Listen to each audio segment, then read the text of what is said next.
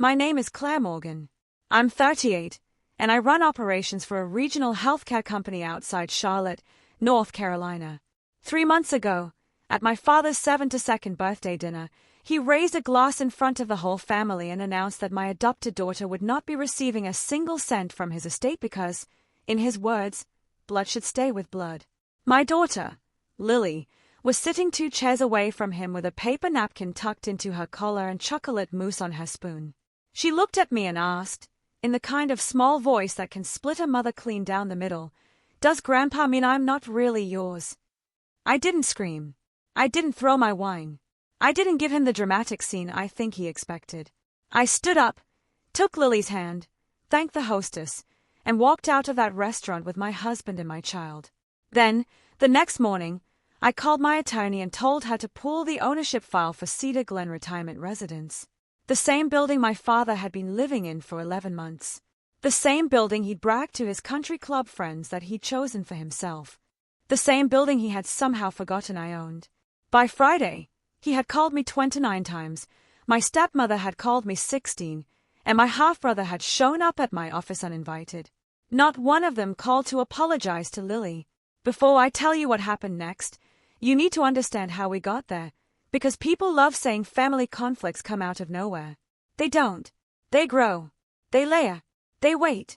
And if you've spent enough years being the dependable daughter, the one who handles paperwork and quiet disasters and everybody else's emergencies, then one day you wake up and realize the people who needed your strength mistook it for permission. Lily had been with us since she was 6 months old. Her adoption was finalized when she was almost 2. She is now 7, all knees and freckles and stubborn opinions. She likes dinosaur stickers, orange popsicles, and telling people exactly what she thinks, which I consider one of her finest qualities. My husband, Ben, says Lily entered this world already prepared to negotiate. He's probably right. She's ours in every way that matters and every way that doesn't. She's ours when she has nightmares. She's ours when she has strep throat. She's ours when she laughs so hard milk comes out of her nose at breakfast. She's ours when she stands on the front porch in rain boots singing to the dog next door. She's ours on school forms, in prayer, in memory, in bone-deep love. But my father, Harold Whitaker, has always been a man who thinks legal documents and emotional truth are only real when they benefit him. He's the kind of man who will call himself traditional when what he really means is selfish. I learned that early. My mother died when I was 14. By the time I was 16, my father had remarried Donna, a woman 9 years older than my oldest cousin and 20 years younger than him. Donna liked expensive handbags, church praise music, and pretending she had no idea when Harold was being cruel. She specialized in polished silence. Then came my half-brother, Travis, born when I was 18, and from that point on I stopped being a daughter and became something closer to a useful employee. I babysat. I filled out forms. I helped with homework. I drove Travis to camps. I picked up prescriptions. I sat at hospital check-ins with Donna when Dad had his knee replacement. I balanced his finances after he made a string of terrible investment choices in his late 50s because he was certain a former golf buddy had inside knowledge. I was the one who cleaned up the spills. Always. By the time I was in my 30s, married, financially stable, and finally in a good place, my father had gone from comfortably arrogant to expensively foolish. He had sold the family house after Donna decided stairs were aging them. He bought into a luxury retirement development called Cedar Glen, one of those private communities that markets itself as independent living with resort amenities, golf simulator, restaurant-style dining, medication management, transportation, on-site medical care, walking trails, wine tastings. The brochure made it look like a cruise ship had settled down in suburban North Carolina and started charging monthly. Dad loved the prestige of the place, loved telling people he'd earned it. The problem was, he could not actually afford the unit he wanted. He'd been approved for a smaller one-bedroom, but he wanted the upgraded 2-bedroom corner suite with a sunroom because he liked the idea of space for family, which was rich considering how little warmth he'd shown most of us. I remember the phone call because I was in a grocery store buying spaghetti, cereal, and Lily's favorite yogurt tubes when he called me sounding more fragile than I'd ever heard him. "Claire," he said, "I need advice." Advice from my father usually meant money from me. I pulled my cart aside near the produce section and said, About what? Cedar Glen. That was all he needed to say. I already knew he'd overcommitted. Ben and I had talked about it 2 weeks earlier after Donna let slip that Harold was counting on bridge financing without being clear what bridge, exactly, was being crossed or by whom. They're short, Ben said that night while loading the dishwasher. I guarantee it. He was right. Dad told me his financing had fallen apart at the last second. What that meant, after 20 minutes of careful questions, was that he had underestimated entrance costs, overestimated the return on one of his investments, and assumed Travis would help, which Travis did not do because Travis had the financial habits of a raccoon in a casino. How short? I asked. He exhaled into the phone like the number itself offended him. 310,000. A pause. Yes. I stood there holding a net bag of avocados like I had suddenly lost the ability to understand English. He started talking fast. Said the unit was almost gone. Said Donna had already told everybody at church they were moving there. Said backing out would be humiliating. Said the community was perfect for their future, their safety, their aging years, their dignity. He said everything except the one sentence that would have been honest. I need you to save me from the consequences of my own decisions. I told him I'd call him back. Then I called Ben. Ben is one of those men who gets calmer the more serious a situation becomes. He works in civil engineering, which means he trusts measurements, contracts, and gravity. He is not dazzled by emotion when emotion is being used to cover bad math. I explained the situation while sitting in the car with the groceries getting warm. He listened. Then he said, "If you help them, it can't be a gift." I know. And it can't be informal. I know. And if they move into a unit you finance, your name goes on paper somewhere. I stared through the windshield at a teenager returning cards. You're already 5 steps ahead of me. No, he said gently. I'm exactly where you are. I just want you protected. Protected. That word sat in my chest. Because that was the part my father never understood. He thought love and protection were the same when directed toward him. But when it came to me, he treated protection like distrust. I called my attorney, Elena Ruiz. Elena had handled a commercial property acquisition for my company 2 years earlier and had the rare gift of sounding compassionate while also being impossible to manipulate. I laid out the facts. She asked 3 questions. Was I willing to lose the money entirely if things went sideways? Was I emotionally prepared to enforce terms against family if necessary? And did I want ownership, lien rights, or landlord control? That 3rd question changed everything. Until then, I had been thinking like a daughter. Elena forced me to think like an adult with assets. Cedar Glen had a resale arrangement built into its contracts. Some units were deeded condos. Some were long-term life lease structures. The one Harold wanted was a privately transferable condo-style unit with monthly fees and community restrictions. Elena reviewed the paperwork and called me back the next day.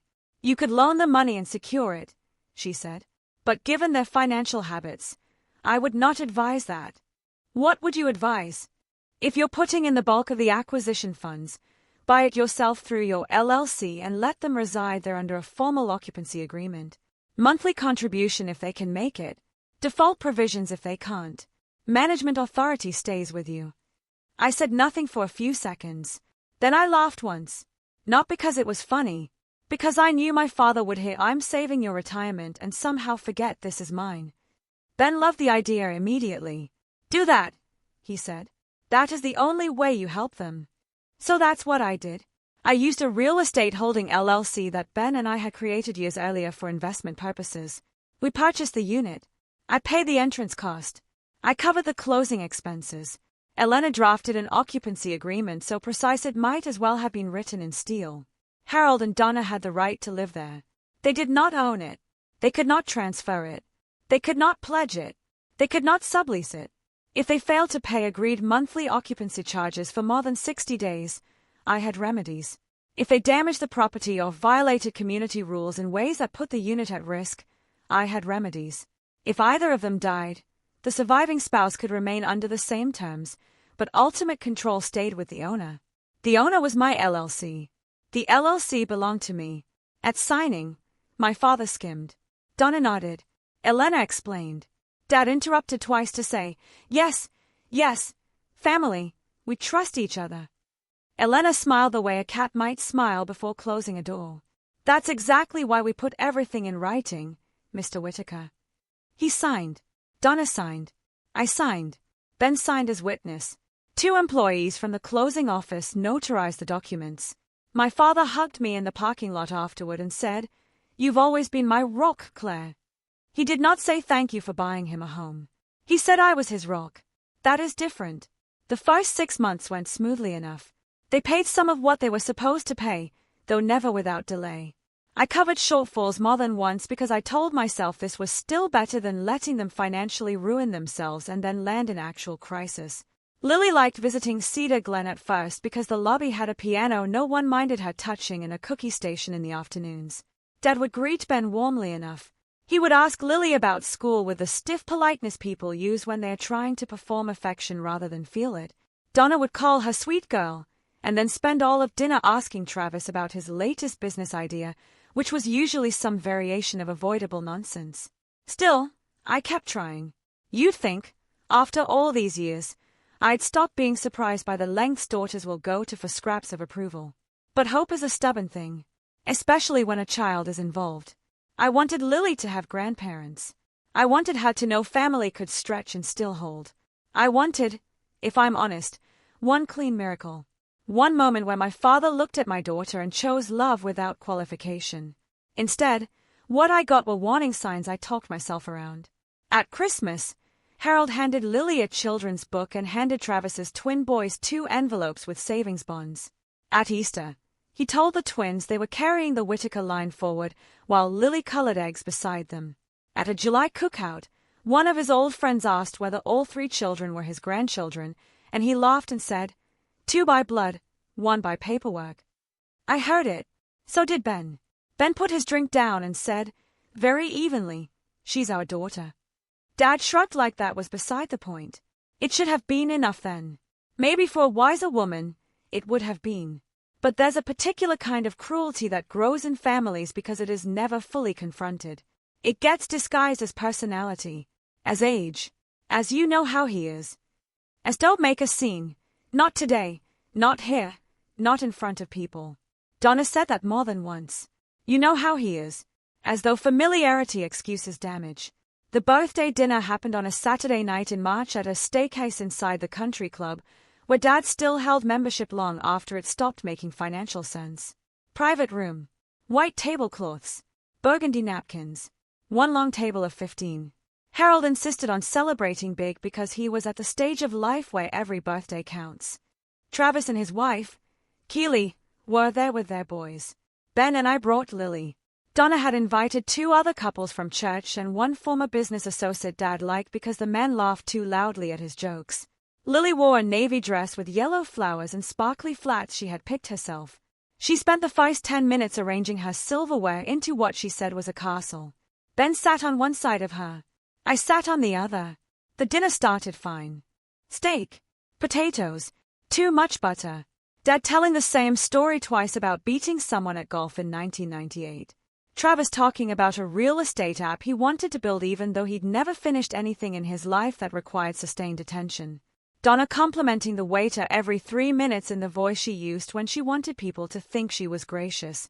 Then dessert arrived. Chocolate torte for Dad. Cheesecake for Donna. Mousse cups for the kids. Someone clinked a glass and said Harold should make a toast. He stood up. You need to understand, my father enjoys an audience the way some men enjoy whiskey. He stands a little straighter when people are waiting to hear him. He thinks volume is authority and certainty is character. He lifted his bourbon and thanked everyone for coming. Thanked Donna for being the glue. Thanked Travis for carrying the family name. Thanked the twins for being little Whitakers in training. Then he looked down the table. At Lily. At 7 years old. She smiled because she thought she was about to be included. Instead, he said, and before people start assuming things down the road, let me be clear. The boys are my heirs. They are my blood. Claire's little girl is lovely, of course, but adoption doesn't change biology, and I won't have the estate divided like sentiment matters more than family line. The room did not go loud. It went silent. The kind of silence that reveals everyone all at once. Keely looked down at her plate. Travis froze with his drink halfway to his mouth. Donna shut her eyes for 1 second, then opened them and adjusted her napkin. Ben turned so slowly toward my father that if I hadn't known him, I would have been afraid. And Lily looked at me. Does Grandpa mean I'm not really yours? That's the moment that stays with me. Not the speech. Not the insult. Not the inheritance nonsense from a man whose estate was smaller than his ego and mostly theoretical anyway. That question. My child asking whether she belonged to me. I took her napkin gently from her collar. I set it beside her plate. I stood up and said, Ben, get the coats. My father blinked, almost annoyed I wasn't giving him a bigger performance. Claire, he said, don't be dramatic. I looked at him for maybe 3 seconds. Then I said, you won't be speaking to my daughter again until you learn her name is enough. Donna whispered, Claire, please, not here. I turned to her. Exactly here. Then I took Lily's hand and walked out. Ben handled the bill for our portion without a word. He met us at the valet stand with our coats, and we got in the car. Lily sat in the back seat holding her little purse and staring out the window. We drove 2 miles before she asked, am I adopted in a bad way? Ben pulled into a pharmacy parking lot and turned off the engine. I climbed into the back beside her. No, I said. You are adopted in the best way. The forever way. The chosen way. The legal way. The real way. Grandpa said something wrong and mean. That says something about him. It says nothing about you. She studied my face the way children do when they are checking not just your words but whether your heart matches them. Am I really yours? I took both her hands. Lily Morgan, you are my daughter when I'm happy and when I'm tired and when I'm scared and when I'm brave. You are my daughter every day I have breath in my body. Nobody gets to vote on that. She nodded, then leaned against me and cried very quietly into my shoulder. Ben stared out the windshield and gave us privacy, but I saw his jaw working. When we got home, we got Lily bathed, read to, and settled. She wanted the long version of her bedtime routine, the one with 2 books and the soft blanket from the couch. Ben did the reading because I knew if I started speaking too much, my voice was going to shake. After she fell asleep, I went downstairs, poured sparkling water over ice because I knew alcohol would only blur me, and pulled up the Cedar Glen ownership file. Ben came in, leaned against the counter, and said, What are you thinking? That tomorrow morning I'm calling Elena. He nodded once. Good. She heard him. Ben. I know. She will remember this. I know.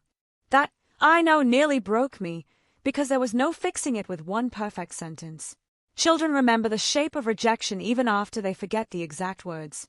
I opened the occupancy agreement and read it start to finish. Section 4. Monthly occupancy contribution due first of each month. Section 8.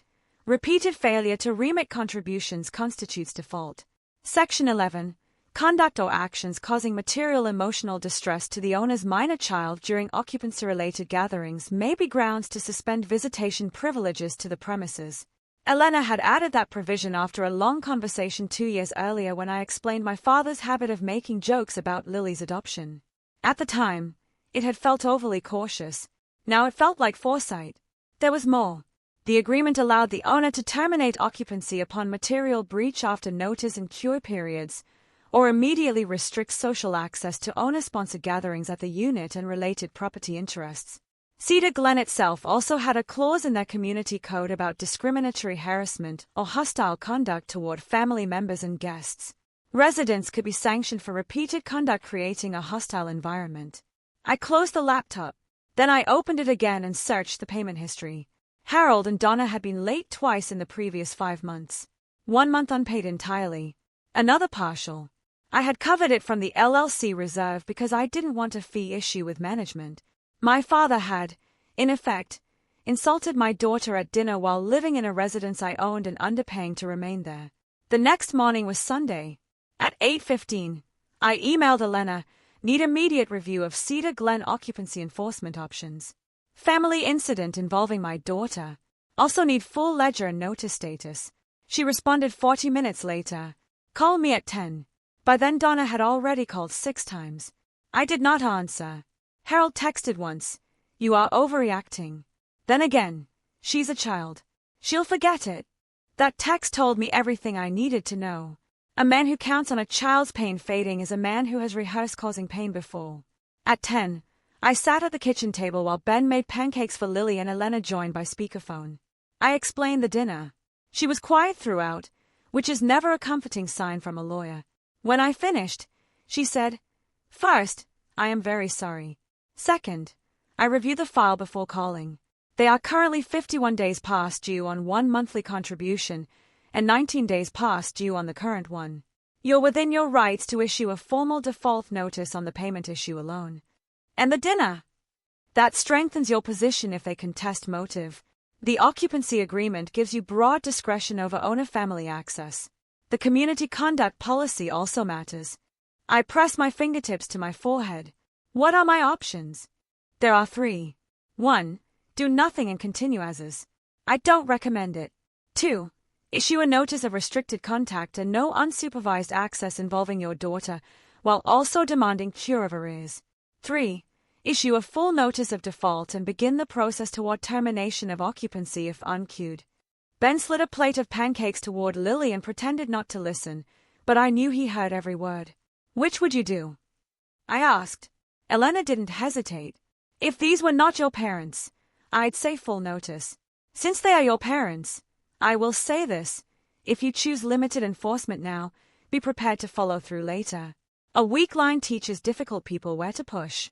That line stayed with me. A weak line teaches difficult people where to push. I said, "Draft the notice." "All of it?" "Yes." She did not ask me again. By noon, I had a formal notice prepared for review. It stated the monthly arrears. It referenced relevant occupancy provisions.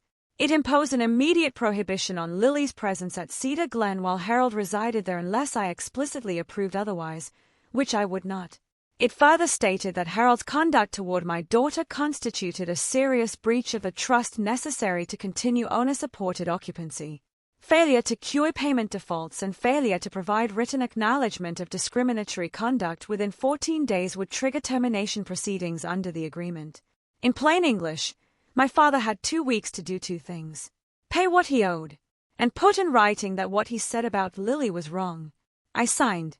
Elena sent it by certified mail and email.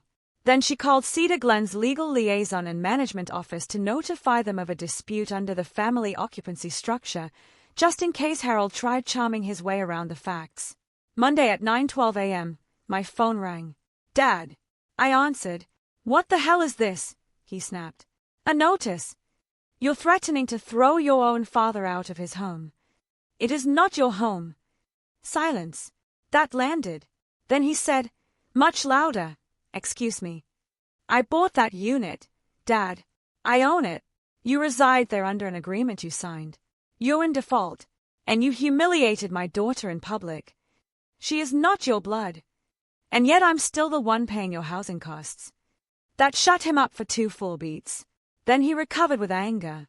"You can't do this." "I already did." Donna got on the line then. I could hear the shuffle and breath change. "Claire, sweetheart, this has gotten completely out of hand." "No. It reached its natural consequence. Your father didn't mean." "Donna, if either of you says he didn't mean it, then I'll know you're both beyond honesty." A pause. Then, softly, "What do you want?" I spoke slowly. "I want the overdue balance paid. I want a written acknowledgement that what he said about Lily was wrong. I want his promise, in writing, never to speak about her adoption that way again. And until that happens, neither of you sees her." Dad barked a laugh into the phone. "All this over a will. She wasn't entitled to anything anyway." "This isn't about your will." "Then what is it about?" "It's about a 7-year-old asking me if she's really mine." He started in again, but I hung up. That afternoon, Travis called. Now, Travis had never in his life shown serious interest in fairness unless money was being redistributed away from him. He opened with, "You're making everybody miserable." I was in my office with the door closed, looking at vendor contracts. "I imagine so. Dad's upset. He should try being Lily." "That's not fair." I laughed then, once. "No, Travis. What isn't fair is a grown man using inheritance talk to rank children at a birthday dinner." "It was Dad's birthday." "Exactly. You know how he is." There it was again. I leaned back in my chair and said, I am so tired of people saying that like it's weather. He got quiet. Then he tried a different angle. Look, he's old. He's 72, not an infant. He's from another generation, and yet somehow able to understand ownership documents when it benefits him. That shut Travis up for a moment. Then he said, carefully, wait, what ownership documents? I smiled without meaning to. Ask him. He hung up on me. Tuesday night Donna called crying. I almost didn't answer, but some habits take longer to kill. Claire, she said, your father is beside himself. Interesting.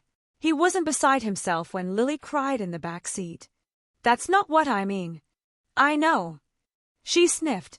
You're punishing us. No. I'm enforcing terms. You sound like a stranger. And you sound like someone who watched a child get hurt and decided comfort for a man mattered more. She drew in a shaky breath. I didn't know what to say. You could have said her name. That silence told me she had no defense that could survive the air. Wednesday, Cedar Glen's administrator called me directly. A very polished woman named Marcia.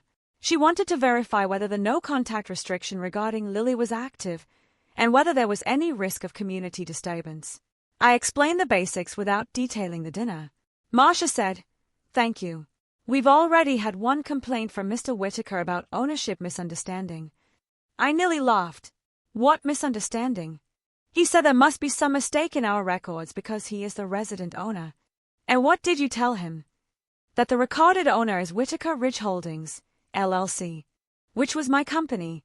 I asked whether Harold had caused a scene. She took exactly 1 second too long to answer. Not a severe one. That meant yes. By Thursday, Elena informed me they had signed for the notice. 2 o'clock officially started. That same afternoon, Lily's teacher emailed me asking if everything was okay at home because Lily had drawn a family portrait in art class with herself, me, and Ben standing under a giant blue roof. No grandparents. No cousins. Just us.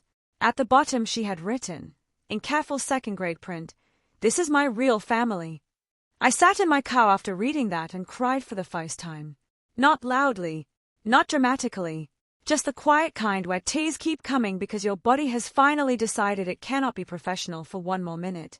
When I got home, Ben was in the backyard helping Lily learn to ride without training wheels. I stood at the fence watching them. She fell, popped back up, declared the sidewalk rude, and got right back on. That's my girl. That night after dinner I asked her, gently, whether she wanted to talk about Grandpa. She shrugged in the heartbreaking way kids do when they are trying to seem okay for your sake. He likes the boys better. I kept my face steady. He thinks something wrong. Does he? Yes. She twisted the hem of her pajama shirt. Because I came from somewhere else. I pulled her into my lap even though she was getting long and heavy and not really lap-sized anymore. You came from somewhere else first. Then you came to us. That is not less. That is more. She thought about that. Then she nodded and said, okay. Children are so brave with the scraps we give them. Day 10 of the notice period, Elena called and said, you're not going to believe this. Try me. They had counsel respond. I shut my laptop. Already? Yes. A local attorney named Gregory Pell. I knew the name vaguely.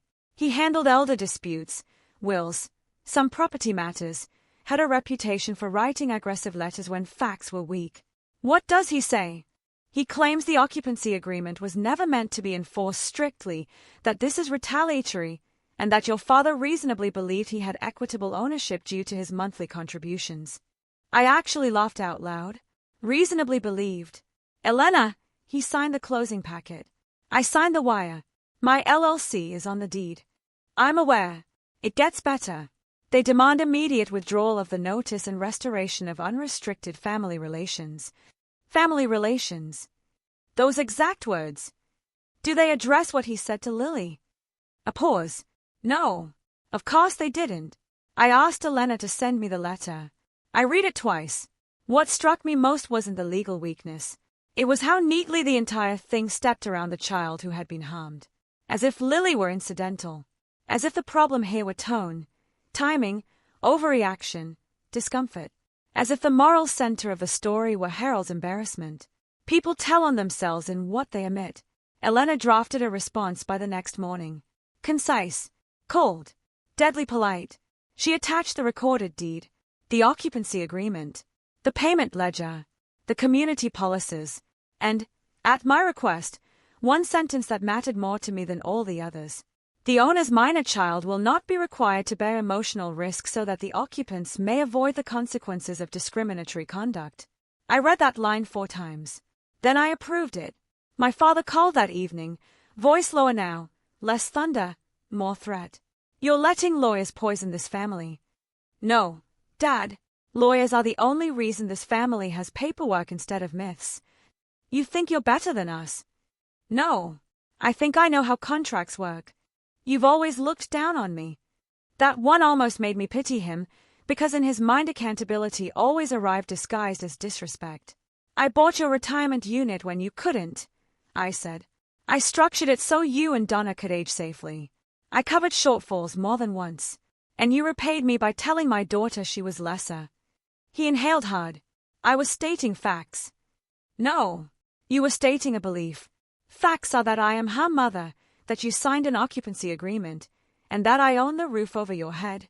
He went very quiet. Then he said, with an ugliness that felt old and familiar, you always did think money made you powerful. I answered before I could soften it. No, documentation does. Then I ended the call. Day 14 came and went. No payment. No apology. No written acknowledgement. No nothing. Elena prepared the next step, notice of termination for unqueued default and material breach. They had 30 days to vacate unless otherwise resolved.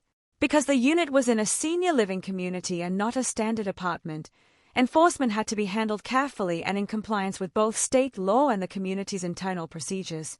Elena coordinated with management. We were not throwing 2 elderly people onto the sidewalk. We were following a structured process with options for transition.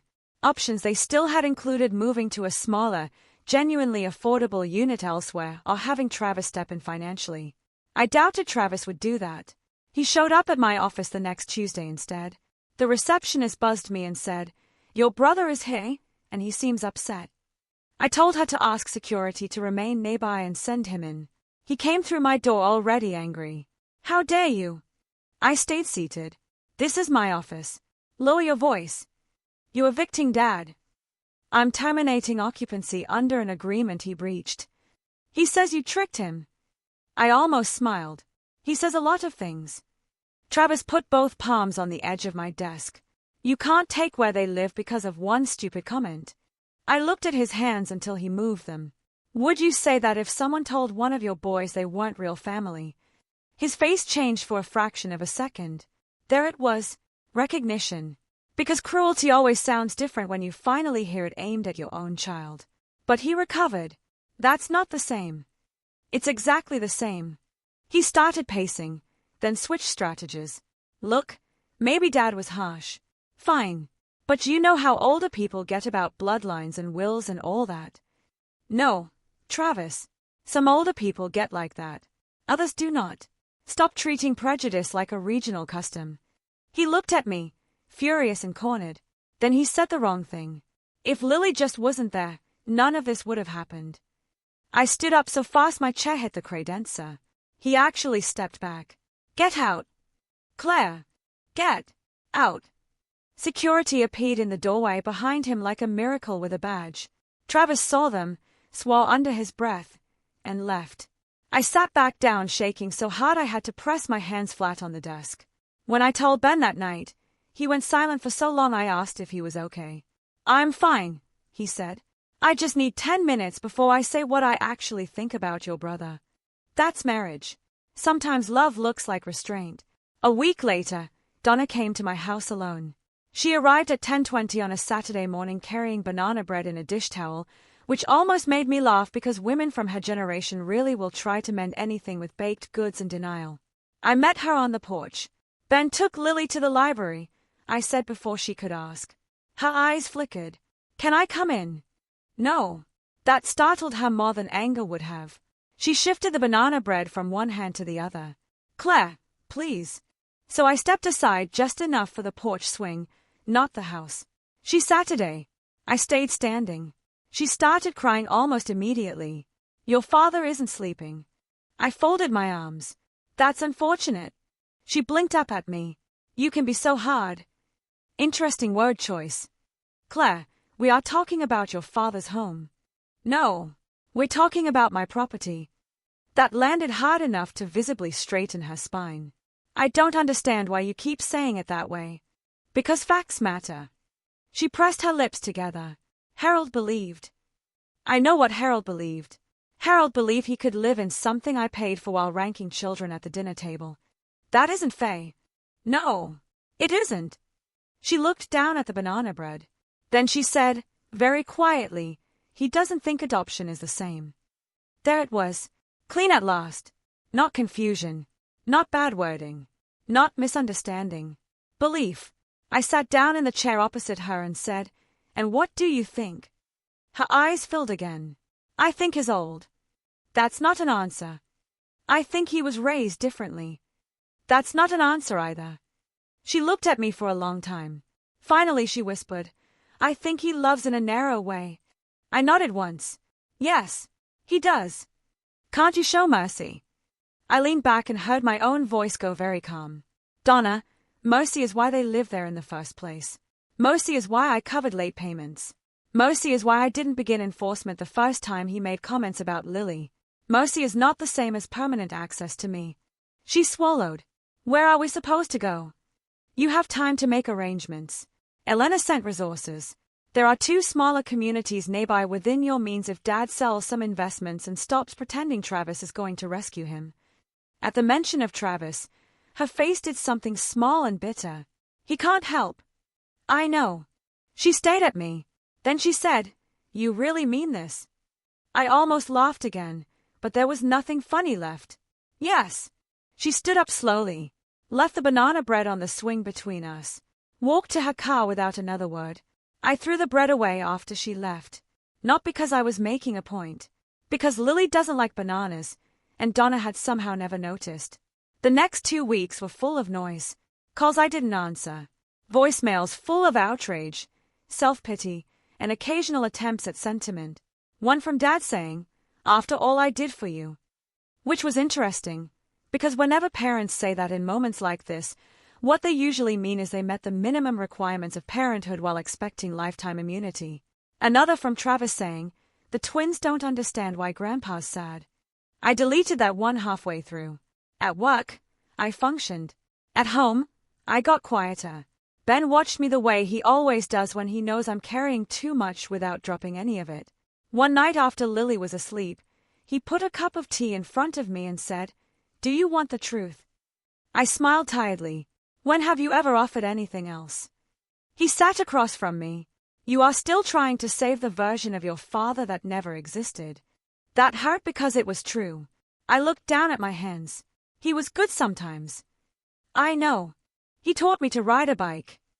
I know. He came to my college graduation. I know. Ben reached across the table and touched my wrist. People can have loved us in some real ways and still not be safe for our kids. That was the sentence I needed. Not because it erased grief. Because it gave it shape. People love clarity when it arrives after the danger is gone. What they don't tell you is clarity in the middle of family conflict feels like standing barefoot on broken glass and deciding not to move. 26 days after the termination notice, Elena called with an update. Pal wants to talk settlement. Meaning your father now understands he does not, in fact, own the unit. I let out a breath I hadn't realized I was holding. What's the proposal? They want 60 additional days to transition, with no formal eviction filing, in exchange for a signed acknowledgement of occupancy status, a payment plan for a raise, and peaceful surrender of the unit. I considered it. What about the apology? A pause. He doesn't want to put anything personal in writing. Of course he didn't. Because papers last. What is he willing to acknowledge? That his comments at dinner were regrettable. I closed my eyes. Regrettable.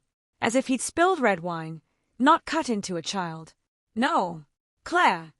No. Not that word. All right. I want one sentence. What I said about Lily was wrong. He doesn't have to write a sonnet. He can write one clean sentence. Elena was quiet. Then, understood. Dad refused. I know because Pell wrote back with 3 paragraphs about emotional dynamics, generational values, and no admission of wrongdoing. I read the email while sitting in the pickup line at Lily's school. Then Lily came out with her backpack crooked and a construction paper star taped to her shirt because she'd been student helper that day, and I thought, there is no negotiation with a man who still thinks his defending principle. So I told Elena to proceed. Formal filing happened the following Monday. Not a dramatic sheriff-on-the-lawn situation. Just the beginning of a legal process no one in my family had ever believed I would actually follow through on. Harold called within an hour. This time his voice was not angry. It was frightened. You filed? Yes. Claire. He said my name the way people say help. For a split second, the old reflex came rushing back. The daughter reflex. The fix-it reflex. Then I remembered Lily's face at the dinner table. Yes, Dad. You would put me out at this age. I stared out the window of my office at a grey sky over the parking lot. You stood in a room full of people and told my daughter she did not count. At this point, I am simply behaving consistently with what is already true. You do not get my child and my property. He started to say something. Maybe an apology. Maybe not. I'll never know. Because all I heard, finally, underneath the words was a man's shock that consequences had entered the room. That same week, Cedar Glen management informed Elena that Harold had become difficult with staff. Complaining. Arguing about records. Telling anyone who would listen that his daughter had stolen his home. Marcia, the administrator, documented everything.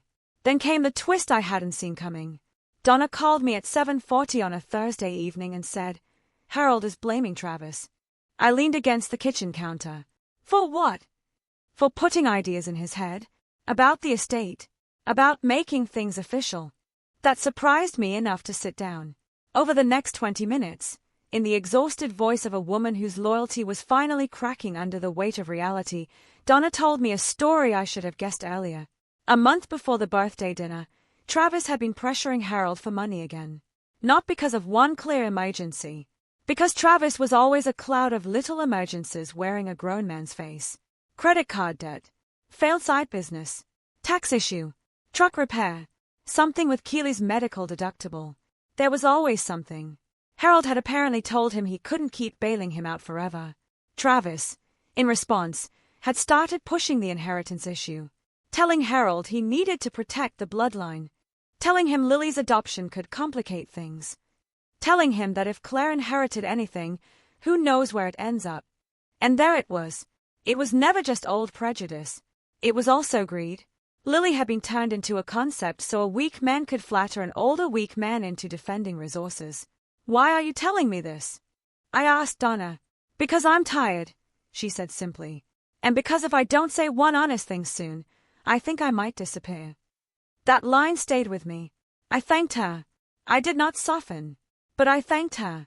2 days later, Travis texted asking if we could talk like adults. That alone was irritating. Still, I agreed to meet at a coffee shop because I wanted to hear what desperation sounded like in daylight. He came in looking like he hadn't slept. Sat down. Didn't order anything. I didn't think he'd go that far, he said. Far enough to what? Hurt Lily. Or far enough to lose housing. He flinched. I was mad. At whom? At you. I almost smiled. For what exactly? He rubbed his palms together. You've always had everything together. Dad listened to you. Everybody acted like you were the responsible one. Because I was. He nodded once. Bitterly. Exactly. There are moments when people reveal themselves so clearly that all your old confusion evaporates. Travis wasn't primarily defending Dad. He was punishing me for competence. He went on. When Cedar Glen happened, I knew you were the one who saved him again. And then he kept talking about how smart you were, how lucky he was you handled things, and he shook his head. I wanted him to remember who his son was. So you fed him garbage about bloodlines. His face hardened. It's not garbage to care about family. Then you should have started by acting like Lily was family. He stayed at the table. Finally he said, Can you stop this? No. He looked up. Not even for Dad. No. Then for Donna. That made me pause, because Donna was the only one who had come close to honesty. What about Donna? She doesn't have anywhere to go either. I held his gaze. Then maybe you should help her. He laughed once, harsh and embarrassed. Right. Exactly. He stood up then, shoved his chair back too hard, and said, You've changed. I answered without thinking. No. I finally stopped absorbing. He left. By now Lily had settled into a new normal. Kids do that more quickly than adults, not because they hurt less, but because they don't waste as much energy pretending pain is philosophy. She stopped asking about Grandpa after a while. She started asking whether we could paint her room green. She cared about library day and soccer socks and whether our dog, Pepper, would ever learn not to bark at the mail truck. But now and then, something would catch. At a birthday party for a classmate, one of the moms was talking about who the kids resembled, and Lily asked me in the car afterward, Do I look like you in feelings? I had to pull over. In feelings? She nodded seriously. Not in face. In feelings. I turned in my seat and said, Yes. You are so much like me in feelings that sometimes it's like hearing my own heart talk back. She seemed satisfied by that. Then she said, Good. Children will break you and heal you in the same minute. 43 days into the filing process, Pell reached out again, this time with reality in his tone. Harold and Donna would vacate voluntarily within 3 weeks if I agreed not to seek additional damages for unpaid occupancy contributions beyond what was already outstanding, and not to publicize the dispute within the Cedar Glen community. That last part almost offended me, as if I had been the one gossiping. But Elena said it was standard positioning. What do you want to do? She asked. I thought about it carefully. I could have pressed harder. I could have sought fees. I could have demanded more. Instead, I asked for 3 things. First, peaceful surrender of the unit in clean condition. Second, a signed acknowledgement of my ownership and their occupancy status. Third, one simple written statement from Harold. Lily Morgan is Claire and Ben's real daughter, and what I said at dinner was wrong. Pell came back 2 days later. Harold refused the sentence again. Elena said, If that's your line, we keep going. I stood in our pantry holding a jar of pasta sauce while Lily argued with Ben in the next room about why bedtime should be considered just a suggestion. And suddenly I was tired clear through. Not weak, not unsure, just tired, because I realized I did not need my father's sentence to make reality true. I wanted it for Lily, yes, but not having it would not make her less real. It would only confirm him less worthy. So I told Elena to modify. Drop the apology requirement. Keep everything else. Ben understood before I finished explaining. He doesn't get to withhold truth like it changes anything, he said. Exactly. That was the pivot. I stopped needing confession from a man who still believed denial was leverage. Settlement papers were finalized the next week. Harold and Donna would vacate Cedar Glen by the end of the month. Outstanding amounts would be netted against their deposit credits and a limited reimbursement arrangement tied to resale timing. They had already, with great reluctance, begun looking at more modest senior apartments. Travis, unsurprisingly, did not step in. On move-out day, I did not go. Ben offered to go with the property manager for the walkthrough, but I told him no. I asked Elena's local agent and Marcia from Cedar Glen to handle it. Why? Because some endings do not deserve your face. Marcia called me that evening. The unit is surrendered, she said. Condition. Acceptable. A few repairs. Nothing major. And Harold. A small pause. He asked me to tell you something. I leaned back in my chair. Go ahead. He said, Tell Claire she won. I almost laughed. Almost. Because even then, even after all of it, he thought this had been a contest between him and me. Not an act of protection for Lily. Not a line finally enforced. A win-loss tally between adults. I said, Thank you, Marcia. I appreciate all your help. Then I hung up and sat very still. Ben found me like that a few minutes later. What did he say? I told him. Ben shook his head. Of course he did. I looked toward the hallway where Lily's nightlight was already glowing under her bedroom door. I don't think he will ever understand. Ben came around behind my chair and put his hands on my shoulders. No, he said. But Lily will. That mattered more. A month later, I sold the unit. Not because I needed the money. Because I wanted the chapter closed. The market had risen since purchase. Even after fees, repairs, and the mess of transition, there was a solid gain. More than enough to remind me how many people confuse generosity with lack of intelligence. I knew exactly what I wanted to do with the proceeds. Ben knew before I said it. The education fund, he asked. Bigger than that. We met with our financial advisor and set up a trust-backed educational and opportunity fund for Lily. College if she wanted it. Trade school if she wanted it. Art program. Seed money for a business. A down payment on her future, whatever shape she chose. I put the majority of the Cedar Glen proceeds there. Not as revenge. As redirection. My father had tried to use the idea of inheritance to tell a child she was outside the family line. So I took the asset connected to his final act of arrogance and turned it into something that would outlive all of us. A future with Lily's name on it. When the documents were complete, I sat in the bank's private office signing line after line after line. Beneficiary, Lillian Morgan. I stayed at her name longer than necessary. Then I signed. On the drive home, I cried again. This time not from grief. From relief. Because paper can wound, yes. But it can also protect. It can say no. It can say mine. It can say daughter. It can say the future belongs to the child you tried to exclude. Word got around the family. Of course. It always does. Aunt Melissa called to say she hated how everything happened but understood why I did it. My cousin Jordan texted, "You were right to choose your kid." Even Keely, Travis's wife, called once from her car and said quietly, "For what it's worth, the boys asked why Grandpa was mean to Lily, and I told them he was wrong." That mattered. Not because it fixed anything. Because children were hearing better truths from somebody. Donna sent a birthday card for Lily in June. No note inside. Just a gift card to a bookstore and her name on the envelope. Lily asked who it was from. "Donna," I said. "She's Grandpa's wife." "Yes." "Is she still being weird?" Out of the mouths of babes. I smiled despite myself. "A little." "Can I use the card anyway?"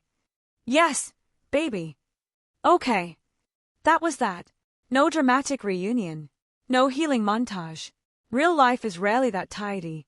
Then, in late summer, something unexpected happened. Donna called and asked if she could meet me. Not at my house. Not at her apartment.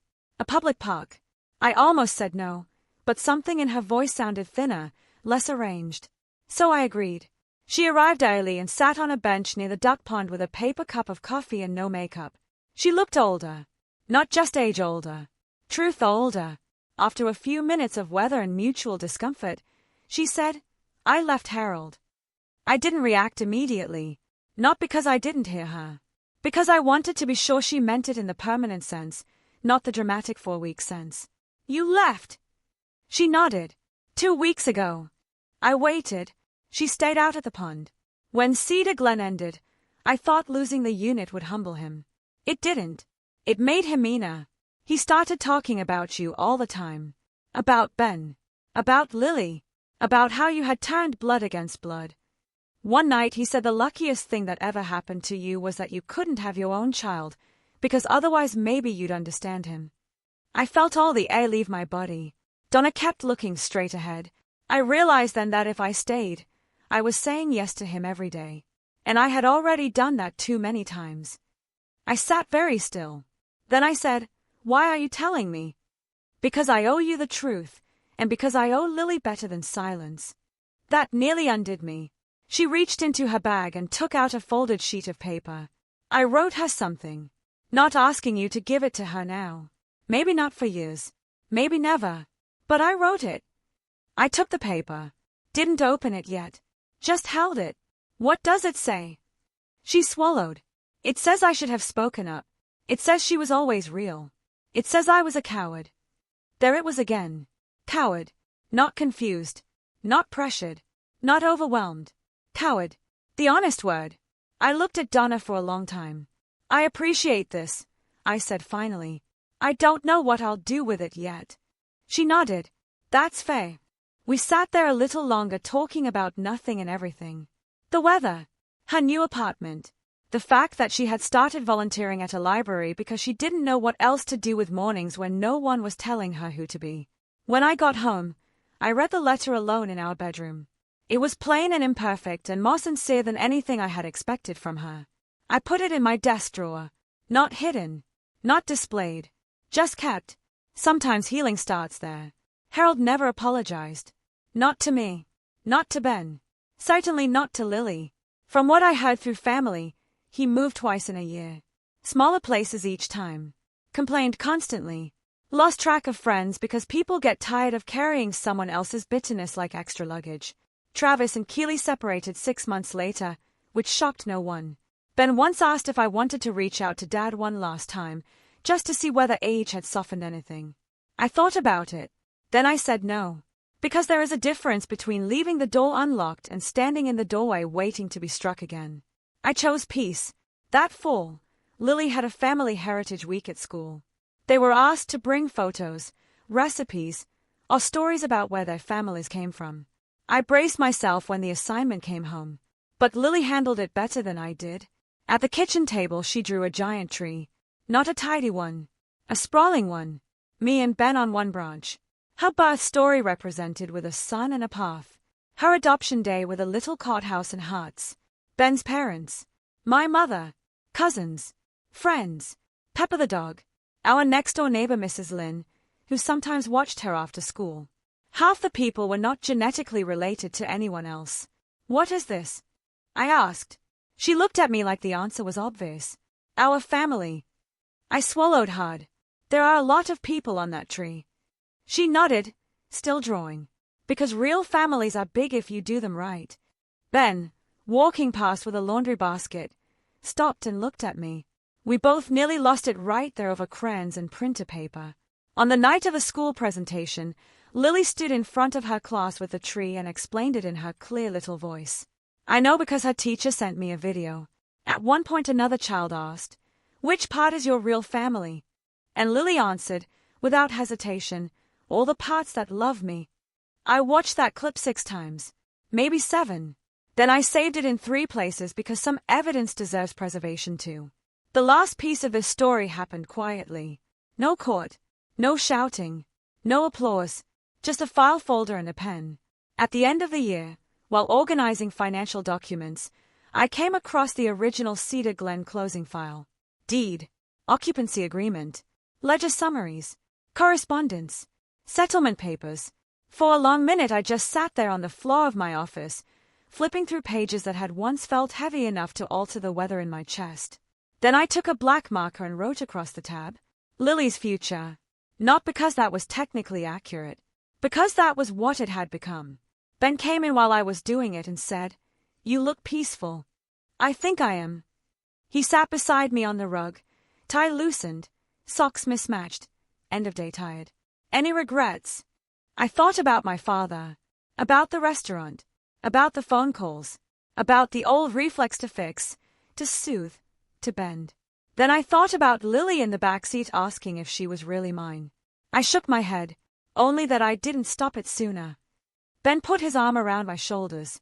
"That's not regret," he said. "That's wisdom arriving late. Maybe. Probably. Either way, it arrived. And if you ask me now what this was all really about, I'll tell you it was never the will. Never the money. Never even the retirement unit. Not at the center of it. It was about authority. My father believed he had the authority to define who counted. And he forgot something important. A man can call himself the head of the family all he wants.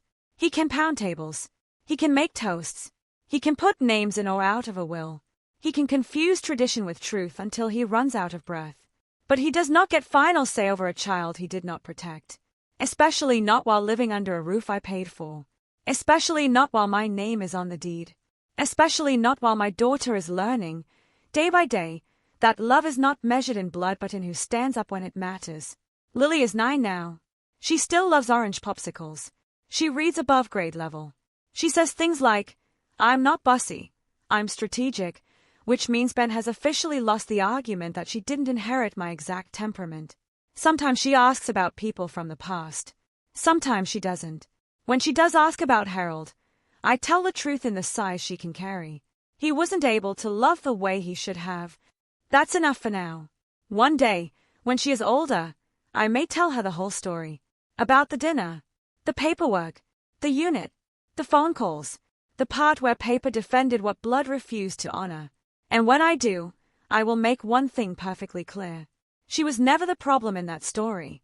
Not for 1 second. The adults were. The weakness was. The cowardice was. The greed was. But not her. Never her. Last week, while I was tucking her in, she looked up at me and said, half asleep, "Mom." "Yeah, baby. You know I'm really yours, right?" It hit me so hard I had to bend down and kiss her forehead before I could trust my voice. "Yes," I whispered. "Forever." She smiled, already drifting off. "Good. I know." Then she was asleep, one hand under her cheek, breathing that soft, even child breath that makes the whole world seem worth defending. I stood there a while in the dark, listening. Then I turned off the hallway light and closed the door gently behind me. Some people think strength is loud. I don't. I think strength is a mother who learns, even late, that love without boundaries is just surrender with better branding. I think strength is paperwork signed on time. I think strength is a man like Ben reading the second bedtime story because he knows his wife can't yet trust her voice. I think strength is a little girl who hears something cruel and still grows into someone who says, "All the parts that love me." And I think sometimes justice doesn't look like revenge. Sometimes it looks like ownership. Sometimes it looks like refusing access. Sometimes it looks like selling the very place a cruel man thought proved his status and using the proceeds to build a future for the child he tried to exclude. That wasn't bitterness. That was stewardship. That was correction. That was love with a backbone. My father cut my adopted daughter out of his will. He forgot I owned his retirement home. I didn't remind him with shouting. I reminded him with documents. And in the end, the only legacy that mattered was never his to control.